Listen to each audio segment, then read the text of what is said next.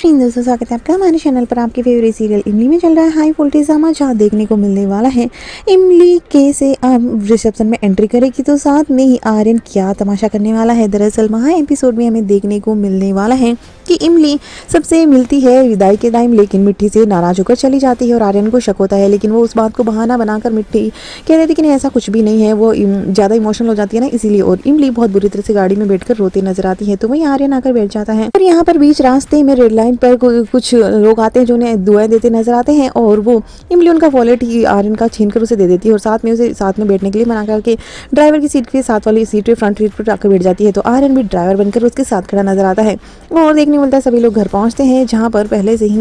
अब गृह प्रवेश की तैयारी हो रही होती है। तो दूसरी तरफ आदित्य को समझाने की कोशिश करती है अपर्णा और मिट्टी, लेकिन आदित्य साफ कह देता है कि अगर ऐसा कुछ होता कि इमली उससे प्यार करती है तो फिर वो 6 फेरों के बाद में भागती नहीं। जिसके बाद में मिट्टी को ये हो जाता है यकीन कि कहीं सच में उसने गलती तो नहीं कर दी आर्यन और इमली की शादी करवा के। आदित्य भी मनी मन ठान लेता है कि अब वो जो करने वाला है उसके बाद सबके होश उड़ जाने वाले हैं। देखने को मिलने वाला है कि आदित्य पूरी रात गायब हो जाता है और सभी अपर्णा वगैरह सबके होश उड़ जाते हैं।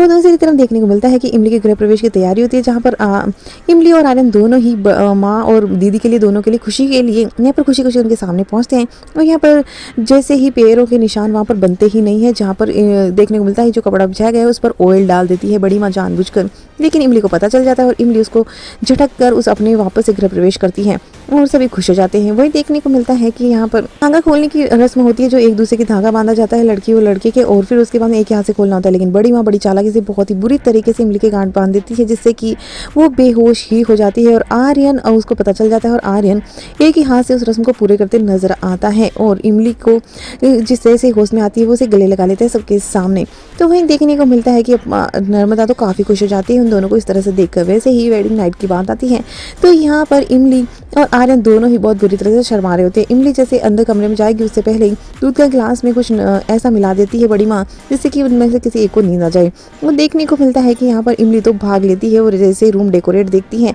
वो सीधा ऑफिस पहुंच जाती है। तो आर्यन भी बहुत बुरी तरह से परेशान हो रहा था और उसे भी पता चल जाता है कि इमली अब तक नहीं आई है, और वो उस पूरा रूम साफ कर देता है ताकि इमली को कुछ अनकंफर्टेबल फील ना हो, और वो सीधा ऑफिस पहुंच जाता है। दोनों वहीं रात गुजारते नजर आते हैं। तो दूसरी तरफ आदित्य को रिसेप्शन पार्टी के लिए इनविटेशन आएगा और आदित्य सुबह पहुंचता है घर पर और सभी लोगों से पूछते हैं कि आखिर कहाँ गया था, लेकिन वो कोई जवाब नहीं देता है।